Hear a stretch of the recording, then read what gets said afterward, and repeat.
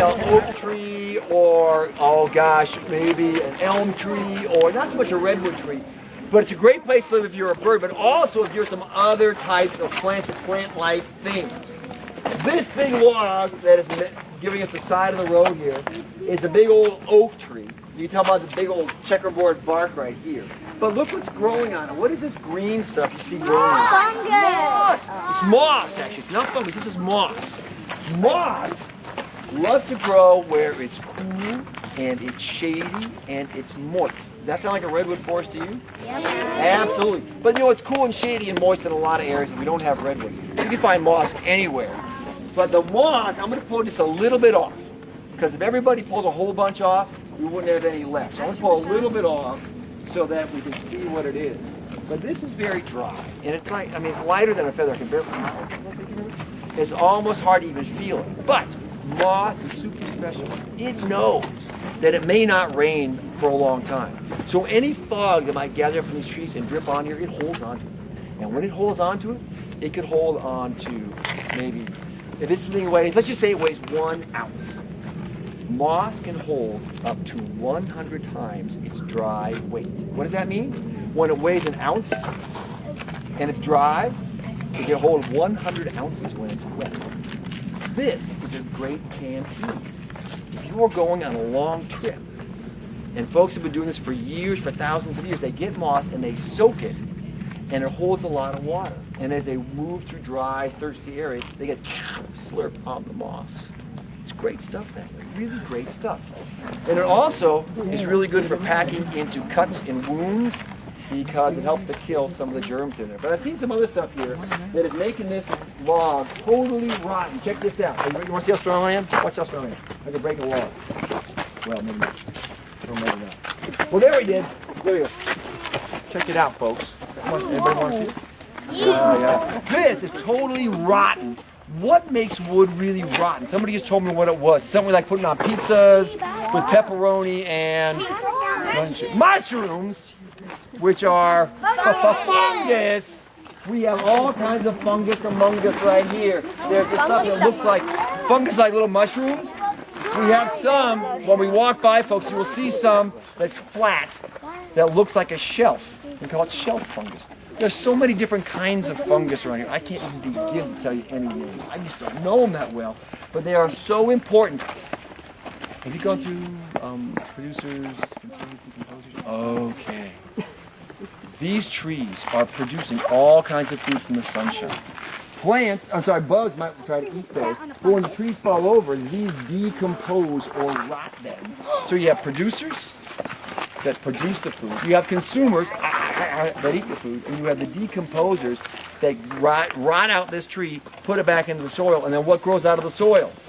More trees, more producers, and on we go.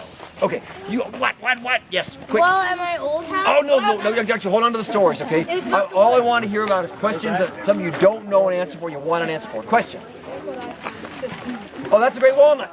Question. Anybody else? Okay, let's put our hands down and start walking. Okay, what was the big history? We learned that people like to chop these trees down about 150 years ago to take them to use to build houses and railroads and things like that. You forests are also a great place to learn math. Who likes math? I will give you another chance. Who likes math? Come on, who loves math? Oh yeah, I gotta love math. So math is a lot of different things. Math can tell you how to add, how to subtract, how to multiply, divide, but it also can tell us how tall that tree is right here. Does anybody like to draw? I'm not used to it. You know, I draw shapes and things like that. Okay, 3 corners, 3 sides. 3 corners, 3 sides. What's that? Triangles are super handy things. There's a special kind of a triangle that helps. You're going to learn about probably in 4th grade, I think. 3rd grade, we're going to classify triangles later. Oh man, you folks are going to be loving this. Okay, so this, you ready? You see this stick right here in my hand? It's about as long as my arm, isn't it? Okay, I'm going to hold it up straight up so that my arm is running parallel, straight to the ground, and this stick goes straight down this way. It's not leaning this way, it's not leaning that way, it's straight up like this. Now, if I were to connect that spot to this spot, we'd have a triangle, wouldn't we? Yeah. We're going to pretend, okay? Now, to see how big tall that tree is, we know that redwoods can crack 300 feet. I mean, when redwoods are 10 years old, they can be 30 feet tall. When redwoods are 50 years old, they can be 75 or 100 feet tall. When I turned 50, I was 75 feet tall too. No. No, oh, you don't believe me? Oh. So yeah, see that big tree right up there? I don't know how tall it is, but this triangle's going to help me out. If I hold it just like this, and I use one eye, and my arm is straight, and the stick is straight up, and if I look at the top of the stick and the top of the tree is there, then I'm exactly as far away on the ground as that tree is up to the sky. But this tells me I got to move back. That's a pretty good sized tree.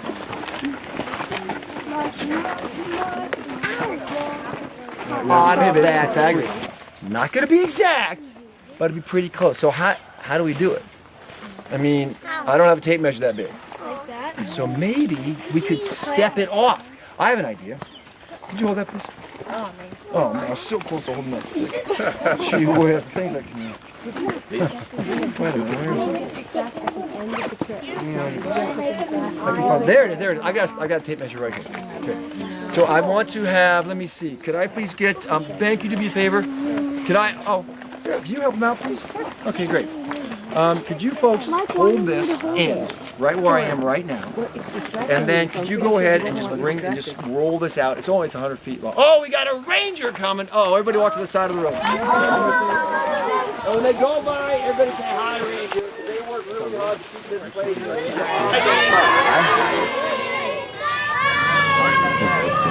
Okay, here you go. Ben, you hold this right here, please. Now, I'd like to, folks, there's another way we could do this, is we can step it off. One way you can measure out how big something is by taking a step and just counting your steps. And then we can measure how big one of your steps is, and we can do the math to see how long that space is. Okay? So you're going to need to stay there, and then this tree's going to be taller than that. So when you run out of tape, Ben, you get to stop right where you are, okay?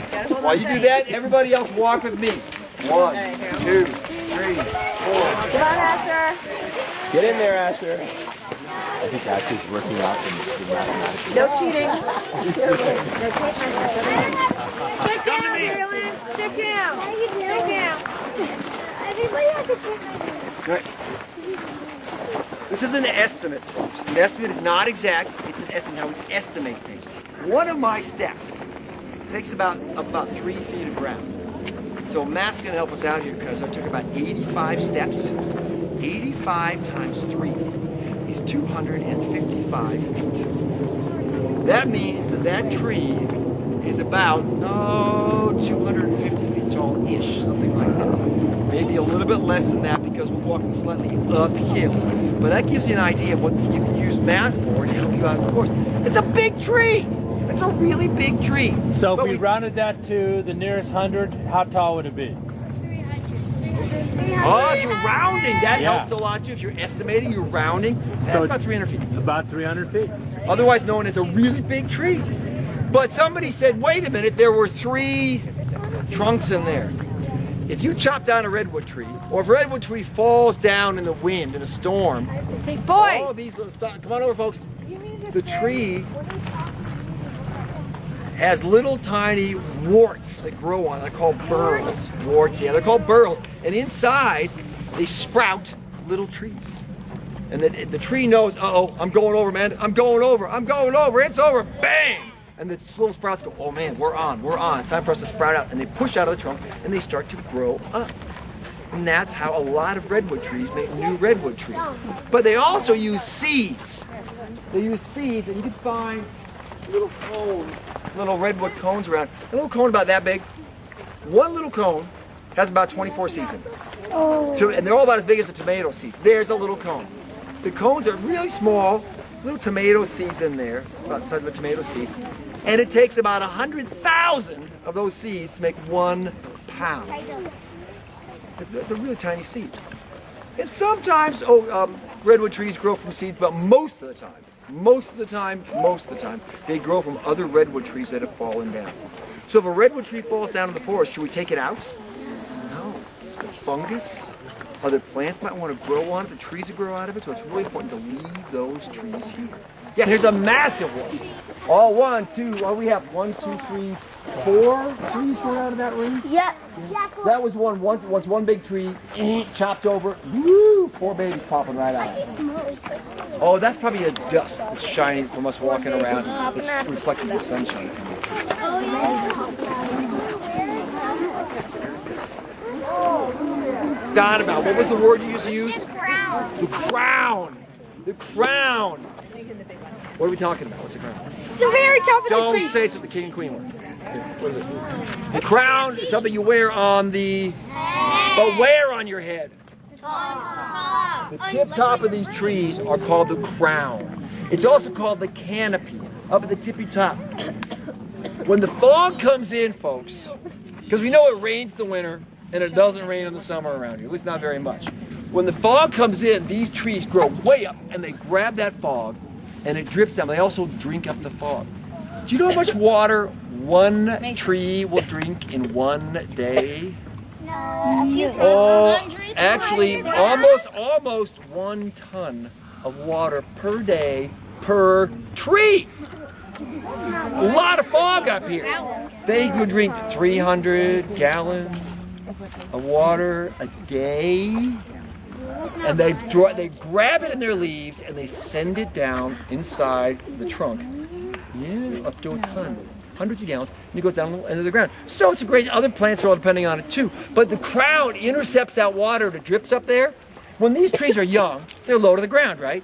And maybe some worms are living on it, maybe a little newt, maybe a bug or something like that. And as it grows up, maybe that worm has some babies.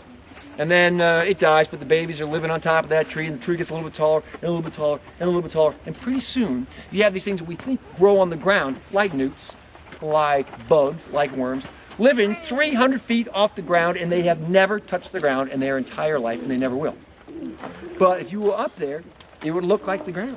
Well, the leaves are falling down, they're kind of rotting and decomposing, turning into soil, and new trees grow out of redwoods.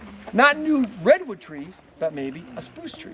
Maybe a little maple or an oak tree that somebody dropped a seed in, like a bird pooped out a seed there and started growing in the tree.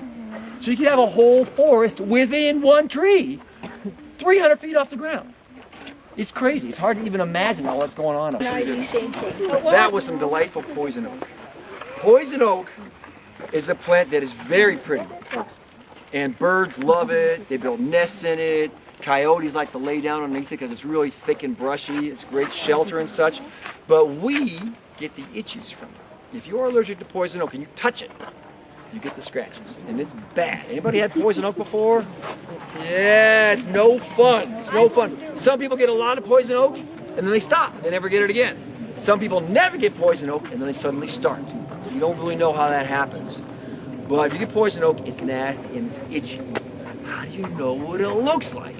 I'm going to stay right where you are, folks. I'm going to pull up a little tiny bit of a plant here, just one little bit, because I don't want to pull off a whole bunch. This is not, if it were poison oak, I would not be touching it. But look at the shape, okay? Look at the shape. It's got little leaves of 3 that are shaped like a T, okay? Poison oak has leaves of 3 shaped like a T. But you see how these are kind of gray and fuzzy? Poison oak is shiny and bright, okay?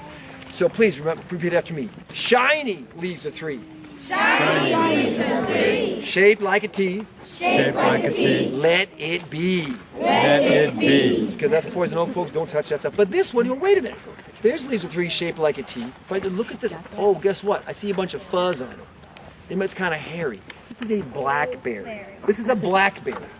You like eating blackberries? Yes. Yeah, so good. So if it's hairy, it's a berry. Let me hear that. It's a berry. Let's start at the very beginning. Shiny leaves of 3. Shaped like a T. Let it be. Let it be. If it's hairy, it's a berry. If it's shiny, watch your hiney. Wind so much. Up at the tippy top, there's wind up there. But that's how they catch the fog or drip it down. Down at the bottom, they don't like so much wind. They actually protect each other from the wind. They make little wind breaks. Many plants have one long, skinny root that goes way down to the bottom called a taproot. It taps into the moisture and it holds the tree nice and solid. Redwoods don't have it. They don't have it. They count on their buddies all around to keep the wind from blowing too hard. So their roots go way out, out, out to drink up any little bits of moisture that are hitting the ground from that dripping fog. This tree, if a big, big wind came over, it might just go woo, bang, and fall over. But of course, we would leave it here, get it off the trail, mind you, so other trees can sprout up. But that little root, Mr. Chen, can you hold this, please? And then start walking that way. Well, I'll do it. See this cool stick right here? There's a bunch of this cool little stuff, looks like lettuce growing on it. That is some really weird stuff. It's called lichen. Let me hear you. Lichen. Lichen is a mix of a couple different kinds of little organisms. One is algae. Has anybody been in a swimming pool that gets all green and gross? That's algae. That's algae. But remember, we also talked about fungus.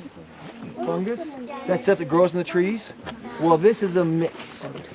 They mix together and they make a whole different kind of thing called lichen. Lichen is amazing stuff because it can grow on a tree, and the fungus can kind of rot. But the algae can make food out of the sun. And they grow right on top of each other together. And they can rot the plant, but they also can keep the plant from rotting too fast because it kind of shades it or shields it from dropping rain and bugs and things like that. So please repeat after me. Alice algae. Alice algae. And Freddie fungus. And Freddie fungus. Get ready, you ready? Yeah. Took a liking to each other. Took a liking to each other. Come on. But now their relationship is really branching out. Branching out. Branching out. Came out on the stream trail. We actually don't have a stream right now because it's our dry season, but we're going back on the bridle trail, which is used by horses. Person. Any questions? So this is a hike without talking, okay? And we're also going to ask the parents that are getting the bag lunches we're going to eat where we saw the owl. If you would be in the front and go get those, that would be great. You can.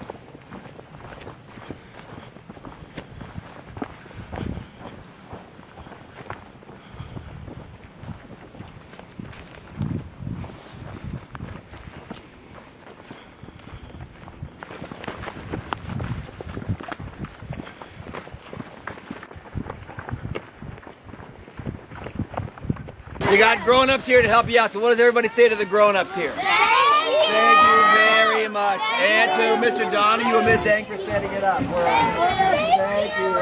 Oh, you're very welcome. Oh, you're very welcome. What is up, my friend?